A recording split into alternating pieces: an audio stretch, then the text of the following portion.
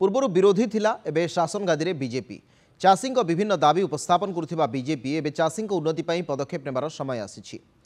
MSP प्रसंग को नहीं राज्य में राजनैतिक चर्चा जोर धरिथिबा बेले चाषी विभिन्न समस्या को नहीं चाषी नेता और विशेषज्ञ माने प्रसंग उठाइछन्ति।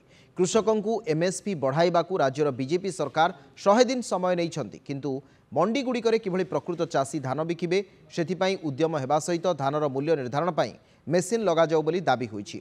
यह सहित केवल एमएसपी बढ़ाइले चाषी समस्यार समाधान हेब नाही बरं कृषि भित्तिभूमिर विकास पाई बहु योजना करने को हेबो बोली विशेषज्ञ माने कहिछन्ति।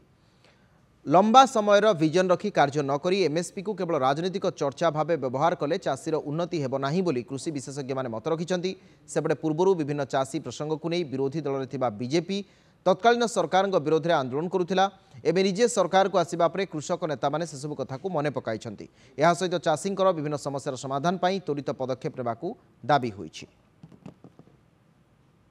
कटिंग छुट्टी जो बंद करने कथा कहते स्वागत योग्य किंतु ता जो मानर धान हवा कथा 3100 टंका से मान केमी निर्धारण करेंगे सेटा बर्तमान सरकार विभिन्न व्यवस्था निर्भर कर गोटे कथा आउ गोटे कथा है आपण धान जो मंडी रजिस्ट्रेशन करें केवल जा ना जमी थी भाग चाषी रजिस्ट्रेशन करें आमर से आईन है तार व्यवस्था कौन करेंगे सरकार तार व्यवस्था तार बिल पास न कले जो भागचाषी आईन पास न कले भागचाषी अधिकार नदेले सी धान रजिस्ट्री कर बिकी पारबनी। कृषक मानकर सर्वकालीन डिमांड होची एमएसपी रो वृद्धि करा जाऊ एमएसपी स्वामीनाथन कमिटी सुपारिश आधार रे लागू करा जाऊ जहाँफल आपन जो 3100 टंका ओडिशा रे घोषणा करछन्ती अन्य राज्य रे तो घोषणा हैनी तथापि आम ओडिशा परिप्रेक्षी भी जदि देखिबा आमर C2 केते निर्धारण करा हो आजिका डेट रे एवं वर्षे पर C2 जदि बढ़ी जाउची सेही आधार रे धान क्विंटाल मध्ये बढ़िबा दरकार तार रेट बढ़िबा दरकार ये होची प्रथम स्वामीनाथन कमिटी सुपारिशटा को लागू करंतु केंद्र सरकार।